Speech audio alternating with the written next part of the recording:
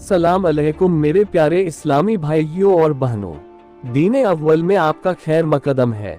आज हम हजरत सुहेल बिन अम्र रजी अल्लाह ताला अन्हु के बारे में जानेंगे। हजरत सुहेल बिन अम्र रजी अल्लाह ताला अन्हु खतीब कुरैश के लक़ब से मशहूर थे।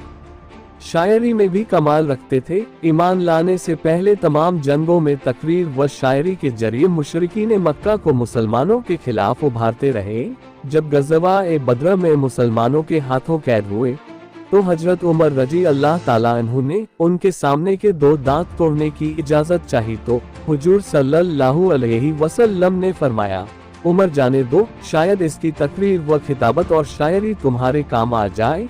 चुनांचे सुलह हुदैबिया के मौके पर कुरैश मक्का की तरफ से सुलहनामा लिखने के लिए सुहेल बिन अम्र रजी अल्लाह ताला अन्हु ही को मुंतखब किया गया था। फतह मक्का के मौके पर अबू जंदल की दरख्वास्त पर नबी हुजूर सल्लल्लाहु अलैहि वसल्लम ने उनके बाप सुहेल को अमान दी। लिहाजा आप सल्लल्लाहु अलैहि वसल्लम के इस हुस्न सलूक से मुत्तसिर होकर ईमान में दाखिल हो गए।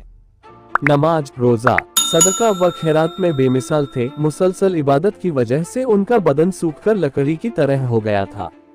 वह इस्लाम से पहली जिंदगी को याद करके और कुरान शरीफ सुनकर बहुत रोया करते थे। हजरत अबू बकर रजी अल्लाह ताला अन्हु के दौर में फितनों को खत्म करने में हजरत सुहेल रजी अल्लाह ताला अन्हु और उनके घराने की कोशिशें काबिले तारीफ हैं। रात भर इबादत करते और दिन सिपह सालार की हैसियत से यरमुक के मैदान में गुजारते और इसी जंग में 13 हिजरी में जामे शहादत नोश फरमाया। दोस्तों, उम्मीद करते हैं कि आपको ये वीडियो पसंद आई होगी।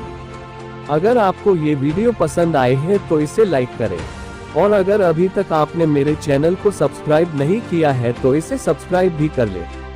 मिलते हैं अगली वीडियो में। वीडियो देखने के लिए शुक्रिया।